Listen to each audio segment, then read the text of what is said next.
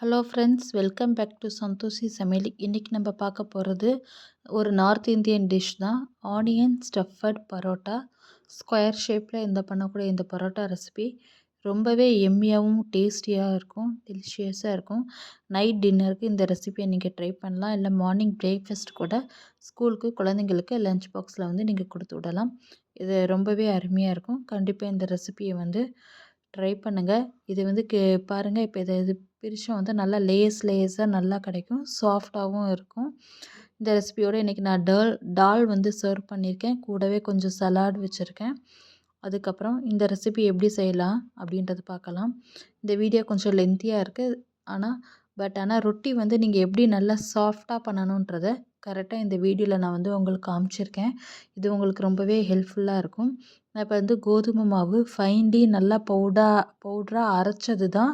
நான் வெளியே கோதுமை வாங்கி அதை நல்லா நான் மிஷினில் கொடுத்து நல்லா பவுடராக அரைச்சிருக்கேன். இப்போ நான் 1 ஆர் 2 டைம்ஸ் இதில் நான் வாட்டர் சேர்த்துருக்கேன். நான் ஒவ்வொரு கோதுமை மாவும் பதத்துக்கு ஏற்ற மாதிரி நம்ம தண்ணி சேர்த்துக்கணும். நீங்கள் எப்போவுமே மாவு பிசைகிறப்ப ரொட்டி நல்லா சாஃப்டாக வரணும்னா இந்த மாதிரி நல்லா அழுத்தம் கொடுத்து நல்லா பிசையணும். மினிமம் நீங்கள் இந்த ரொட்டி மாவு மினிமம் ஒரு 15 to 20 மினிட்ஸ் ஆகுது நல்லா ப்ரெஷர் கொடுத்து நீங்கள் அது நல்லா பிசையணும். அப்போ மட்டும்தான் உங்களுக்கு ரொட்டி நல்லா சாஃப்டாக வரும். அது மட்டும் இல்லாமல் பிசைகிற விதமும் ஒரு காரணம் தான் ரொட்டி நல்லா சாஃப்டாக வரதுக்கு. நான் தண்ணியால் தான் நான் மாவு பிசைஞ்சிருக்கேன். அதுக்கப்புறம் ஃபைனல் ஸ்டேஜில் நல்லா மாவு பிசைஞ்சிட்டு இந்த பாத்திரத்தில் ஒட்டாமல் வரும். அந்த ஸ்டேஜில் தான் ஃபைனலாக நான் ஆயில் ஒரு 2 டேபிள் ஸ்பூன் நான் இதில் ஆட் பண்ணியிருக்கேன். இப்போயும் நல்லா திருப்பி பாருங்கள். நான் பிசைகிறப்ப நல்லா அடித்து அமுக்கி விட்டு இந்த மாதிரி பிசையணும். அப்போ தான் இதில் உள்ளே இருக்கிற இந்த ஒரு கேஸ் மாதிரி இருக்கு இல்லையா, அதெல்லாம் நல்லா ரிமூவ் ஆகிட்டு நல்லா சாஃப்டாக ஒரு கன்சிஸ்டன்சிக்கு வரும். உங்களுக்கு பட்டர் நல்லா சாஃப்டாக இருக்கும். ரொட்டி பண்ணுறப்ப நல்லா ரொட்டியும் உங்களுக்கு சாஃப்டாக இருக்கும். நீங்கள் எங்கேயாவது ட்ராவல் பண்ணி போகிறீங்கன்னா இந்த மாதிரி சாஃப்டாக பண்ணி நீங்கள் எடுத்துகிட்டு போகலாம் ரொட்டியை. இப்போ மேலாப்படி திருப்பியும் கொஞ்சம் கையில் எண்ணெய் விட்டுருக்கேன், 1 டேபிள் ஸ்பூன் எண்ணெய். அதை அந்த ரொட்டி மாவு மேலே அப்படியே போட்டுட்டு நல்லா அப்ளை பண்ணிட்டேன். பாருங்கள், இப்படி ப்ரெஸ் பண்ணால் நல்லா சாஃப்டாக இருக்கும். சிங்கிள் ஃபிங்கர்ஸில் இந்த மாதிரி கொஞ்சம் சாஃப்டாக இருக்கணும். இப்போ ஒரு தட்டு இல்லைன்னா துணி எதுவாக இருந்தாலும் போட்டு ஒரு 10 நிமிஷம் ரெஸ்ட்டு விட்டுறலாம். 10 to 20 மினிட்ஸ் வரையும் நம்ம ரெஸ்ட்டு விடலாம். இப்போ ரொட்டியில் ஸ்டஃப் பண்ணுறதுக்கு இங்கே பார்த்துடலாம். இப்போ நான் ஆனியன் சின்னதாக கட் பண்ணி எடுத்திருக்கேன். கொஞ்சமாக பச்சை மிளகாய், கொஞ்சோண்டு காரப்பொடி, கொஞ்சமாக உப்பு சேர்த்துருக்கேன். ஏன்னா ஆல்ரெடி கோதுமை மாவுலேயும் நம்ம உப்பு போட்டிருக்கோம். அதனால் கொஞ்சோண்டு ஒரு சொட்டு மட்டும் சேர்த்தா போதும் இந்த ஆனியனுக்கு தேவையான அளவுக்கு. அப்புறம் மஞ்சப்பொடி சேர்த்துருக்கோம், கொஞ்சோண்டு காரப்பொடி, பெருங்காயம். இது கஸ்தூரி மேத்தி. நான் வீட்டிலே அதாவது வெந்தயக்கீரையை தான் கஸ்தூரி மேத்தின்னு சொல்லுவாங்க. அப்படி உங்கள்கிட்ட வெந்தயக்கீரை அவைலபிள் இல்லைன்னா மார்ட் இந்த மாதிரி போட்டிங்கன்னா அங்கேயே கஸ்தூரி மேத்தி கிடைக்கும். நீங்கள் அதை சேர்த்துக்கலாம். கொஞ்சம் பச்சை கலரில் இருக்கிற ஹரா தனியா, அதாவது கொத்தமல்லி இலைகள், அதையும் நம்ம இங்கே சேர்த்துட்டு நல்லா நம்ம இது கிளறி விட்டுக்கலாம். உப்பு நிறைய நீங்கள் சேர்க்க வேணாம். ஆல்ரெடி ரொட்டி மாவுலேயும் நம்ம அதில் உப்பு சேர்த்துருக்கோம். இல்லை வெறும் ஸ்டஃபடுக்கு மட்டும் தேவையான அளவுக்கு உப்பு சேர்த்தா போதும். இப்போ ரொட்டி மாவு ஏற்கனவே நம்ம பிசைஞ்சு வச்சுருக்கோம் இல்லையா, அதை எடுத்துக்கலாம். எடுத்துகிட்டு இந்த மாதிரி நம்ம கொஞ்சம் ரோல் மாதிரி திருப்பி ஒரு தடவை உருட்டிட்டு அதுக்கப்புறம் நீங்கள் ஸ்டஃபிங் வைங்க. கரெக்டான பார்ட் உங்களுக்கு பெர்ஃபெக்ட் ஷேப் வேணும்னு நினச்சிங்கன்னா ரொட்டியை நல்லா இந்த மாதிரி உருட்டிக்கங்க. கையில் ஒட்டாமல் இருக்கிறதுக்கு நீங்கள் கோதுமை மாவு இருந்தால் அது மேலே அப்படியே இதை தூவி விட்டுக்கோங்க. 2 சைட்லேயும் ஒரு அழுத்தம் கொடுத்துக்கிட்டிங்கன்னா அந்த சைடில் இருக்க பார்ட்ஸ் இது சரியாக இருக்கும். இப்போ கத்தியால் எடுத்துகிட்டு சம அளவுக்கு நீங்கள் இந்த உருண்டைங்களை இந்த மாதிரி வச்சு கட் பண்ணிக்கிட்டிங்கன்னா எல்லாமே அந்த உருண்டைங்க உங்களுக்கு சம அளவில் உங்களுக்கு கிடைக்கும். வெட்டுறப்ப நீங்கள் கரெக்டான அளவு இருக்கிற மாதிரி பார்த்து இந்த மாதிரி வெட்டி எடுத்துக்கோங்க. அப்புறம் சின்ன சின்ன வெட்டின உருண்டைங்களை இந்த மாதிரி ஸ்மால் இந்த மாதிரி உருட்டி இந்த மாதிரி எடுத்து தனியாக எடுத்து வச்சுக்கோங்க. இப்போ நான் செய்கிற மெத்தடில் இதே மாதிரி நீங்கள் செஞ்சு பாருங்கள். ரொட்டி உங்களுக்கு உண்மையாகவே ரொம்பவே சாஃப்டாகவும் கிடைக்கும். எத்தனை நாள் நீங்கள் ட்ராவலுக்கு எடுத்துகிட்டு போகிறப்பையும் உங்களுக்கு அது சாஃப்டாகவே இருக்கும். நீங்கள் இப்போ இதை நம்ம ரொட்டி வச்சுக்கலாம்.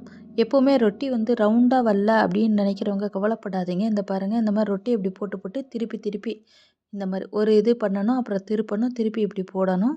சுற்றி அதாவது ஒரே சர்க்குலேஷன்லேயே, அதாவது ஒரே கிளாக் வைஸ் இதே மாதிரி ஆன்டி கிளாக் வைஸ் பண்ணாமல் ஒரே கிளாக் வைஸ் ஒரே சர்க்கிள் மோஷனில் வந்து நீங்கள் இந்த மாதிரி சுற்றி இப்படியே போட்டிங்கன்னா ரவுண்ட் ஷேப்பில் வந்து உங்களுக்கு வந்து ரொட்டி வந்து கரெக்டாக கிடச்சிடும். எப்போவுமே ரொட்டி மாவு வந்து கொஞ்சம் அப்படியே மெலிசாக வைக்கிறப்ப தான் வந்து அது நல்லா சாஃப்டாக உங்களுக்கு கிடைக்கும். இதில் வந்து நீங்கள் ஆயில் அப்ளை பண்ணிவிட்டு இந்த வந்து ஸ்டஃப்டு மசாலா வந்து நீங்கள் வச்சுடுங்க. நீங்கள் ஆயில் அப்ளை பண்ணாட்டியும் பரவாயில்ல. பட் ஆயில் அப்ளை பண்ணுறப்ப வந்து உங்களுக்கு என்னென்னா இன்னும் நல்லா சாஃப்டாக இருக்கும். இப்போ இந்த ஸ்கொயர் ஷேப்பில் இந்த மாதிரி இப்படி மடித்து பண்ணுறது மூலமாக உங்களுக்கு எப்படி கிடைக்குன்னா, ரொட்டி இந்த பரோட்டா வந்து கொஞ்சம் நல்லா கெட்டியாகவும் 2 பரோட்டாவோ இல்லை 1 பரோட்டாவே சாப்பிட்டாவே உங்கள் வயிறு வந்து நல்லா ஃபுல்ஃபில் ஆகிடும். நல்லா வந்து சாஃப்டாகவும் இருக்கும், எம்மியாகவும் இருக்கும். கொஞ்சம் நீங்கள் பிச்சு எடுக்கிறப்ப வந்து உங்கள் ரொட்டி பார்த்திங்கன்னா நல்லா லேயர்ஸாக வந்து தனித்தனியாக உங்களுக்கு கிடைக்கும் ஃப்ரெண்ட்ஸ். அப்போ ரொம்பவே சாஃப்டாகவும் இருக்கும். இந்த மாதிரி நீங்கள் ட்ரை பண்ணி பாருங்கள். கொஞ்சம் எப்பவுமே நம்ம ரொட்டி ரவுண்ட் ஷேப்பில் பண்ணி சாப்பிடுவோம் இல்லையா, இந்த மாதிரி மசாலா வச்சு இந்த மாதிரி ஸ்டஃபட் பண்ணி சாப்பிட்றப்ப இன்னமும் டேஸ்ட் வந்து ரொம்பவே நல்லாயிருக்கும். இப்போ நான் இதில் வந்து ஆனியன் ஸ்டஃபட் பண்ணியிருக்கேன் இல்லையா, இதில் நீங்கள் தேவைப்பட்டால் ஆலு இருக்கு இல்லையா, உருளைக்கிழங்கு, பாயிலட் ஆலுவை வந்து நீங்கள் என்ன பண்ணிக்கணும், உருளைக்கிழங்கை வந்து வேக வச்சுட்டு அந்த மசிச்சு விட்டு இந்த ஆனியன் ஸ்டஃபரில் போட்டு அதையும் ஒரு நல்லா கலந்து விட்டுட்டு அதையும் கூட நீங்கள் வந்து இதுக்குள்ளே வச்சு ஸ்டஃப் பண்ணி சேர்த்து இந்த மாதிரி ஸ்கொயர் ஷேப்பில் வந்து நீங்கள் ரொட்டியை வந்து நீங்கள் வச்சுக்கலாம். இந்த மாதிரி நான்கிட்ட 2, 3 இது இருக்குது. இப்போ செகண்ட் இதுலேயும் நான் பாருங்கள் ரொட்டி இது பண்ணுறேன். இதுலேயும் என்னென்னா ஆயில் அப்ளை பண்ணிட்டேன் நான். பாருங்கள் ஆயில் அப்ளை பண்ணியிருக்கேன். இப்போ திருப்பி அந்த ஸ்டஃபர் வைக்கிறேன். இல்லை நீங்கள் ஆலும் சேர்த்து வச்சாவே செம்ம இன்னமும் நல்லாவும் இருக்கும், ஃப்ளேவரும் நல்லாயிருக்கும், டேஸ்ட்டும் எம்மியாக இருக்கும். நீங்கள் வெறுமாவே சைடிஷ் எதுவுமே தேவைப்படாது. வெறுமாவே இந்த மாதிரி செஞ்சு வந்து குழந்தைங்களோட நீங்கள் பிரேக்ஃபாஸ்ட்டுக்கு வந்து ஸ்கூலுக்கு வந்து நீங்கள் கொடுத்து விடலாம். லஞ்ச் பாக்ஸாகவும் கொடுத்து விடலாம். வீட்லேயும் நீங்கள் இந்த மாதிரி செஞ்சு நைட் டின்னருக்கும் இந்த மாதிரி செஞ்சு சாப்பிட்லாம். கஸ்தூரி மேத்தி போட்டனால அது சைடில் அப்படி ஒட்டியிருக்கு, வேறு ஒன்றும் இல்லை. அதில் டவ்வில் இந்த மாதிரி மேலே அப்படியே தெரியுது மாவில், அது வேறு ஒன்றும் இல்லை. இப்போ நான் திருப்பி வந்து மாவு வந்து ஸ்ப்ரிங்கிள் பண்ணி விட்றேன். ஏன்னா அது பண்ணுறது மூலமாக தான் உங்களுக்கு ஒட்டாமல் கரெக்டான வரும். சப்போஸ் சைடு ஈடு கொஞ்சம் முன்ன பின்ன இருந்தால் நீங்கள் கையால் வந்து அதை நீங்கள் அட்ஜஸ்ட் பண்ணி விட்டுக்கோங்க சைஸை. இப்போ வந்து தவாவில் வந்து இந்த மாதிரி போட்டு 3, 4 பீஸ் வந்து நான் அதில் ஃபுல்லாக பண்ணி எடுத்துட்டேன். நான் இப்போதைக்கு டோட்டல் 6 பீஸ் பண்ணியிருக்கேன் இப்போதைக்கு நான். வந்து தோசைக்கல்ல வந்து ரொட்டிக்கல். இந்த ரொட்டிக்கல் வந்து இப்போ நல்லா சூடாயிடுச்சு. சூடான பிறகு இந்த ரொட்டி இருக்கு இல்லையா நம்ம செஞ்சது, அது இதில் போடலாம். போட்டுட்டு அது நல்லா பபுள்ஸ் வர மாதிரி வந்த பிறகு இது பாருங்கள் கொஞ்சம் நல்லா உப்பி வருது பாருங்கள் ரொட்டி. இது நல்லா உப்பி வந்திருக்கு பாருங்கள் ஸ்டஃப்போட. நல்லா சூப்பராக இருக்குது. 2 பக்கம் இப்படி திருப்பி போட்டுக்கலாம். நீங்கள் வேணும்னாலும் மெலிசாவும் போட்டுக்கலாம். இல்லை மெலிசா போட்டால் நிறைய ரொட்டி போடுற மாதிரி இருக்குது, கஷ்டமாக இருக்குன்னா இந்த மாதிரி கொஞ்சம் பெருசாகவும் நீங்கள் போட்டுக்கலாம். ஆனால் பெருசாக போடுறப்ப கொஞ்சம் உங்களுக்கு கெட்டியாக இருக்கும். மெலிசாக போடுறப்ப இந்த பாருங்கள் இந்த மாதிரி லேயராக அழகாக சூப்பராக கிடைக்கும். மெலிசாக போட்டிங்கன்னா சாப்பிட்றதுக்கு கொஞ்சம் நல்லாவே இருக்கும். நான் வந்து லெசன் சட்னி, அதாவது ஒரு பூண்டு சட்னி நான் ரெடி பண்ணியிருக்கேன் ஃப்ரெண்ட்ஸ். அது இன்னொரு வீடியோவில் வந்து நான் உங்களுக்கு போடுறேன். செம்மவே எம்மியாக டேஸ்டியாக இருக்கும். அந்த பூண்டு சட்னி கூட இந்த பரோட்டா மேலே இப்படியே நீங்கள் அப்ளை பண்ணி சாப்பிட்டுக்கலாம். நீங்கள் ஆயிலுக்கு பதிலாக கீ வேணாலும் நீங்கள் இதில் அப்ளை பண்ணிக்கலாம். நான் வந்து குக்கும்பர் சலாடு வச்சுருக்கேன். இந்த மிர்ச்சா வந்து லைட்டாக வந்து அதே ரொட்டிக்கல்லையே எண்ணெய் போட்டு அது நல்லா கொஞ்சம் வதக்கிட்டு உப்பு போட்டு வச்சுருக்கேன். இதுதான் சொன்ன அந்த பூண்டு சட்னி. நீங்கள் வெறுமாவே இதை அப்ளை பண்ணிவிட்டு அப்படியே ரோல் பண்ணியும் சாப்பிட்லாம். குழந்தைங்களும் சாப்பிட்லாம். செம்ம எம்மியாக டேஸ்டியாக இருக்கும். இந்த வீடியோ கொஞ்சம் பெருசாக இருக்கும், ஆனால் பட் உங்களுக்கு யூஸ்ஃபுல்லாக இருக்கும். தேங்க்யூ. பை.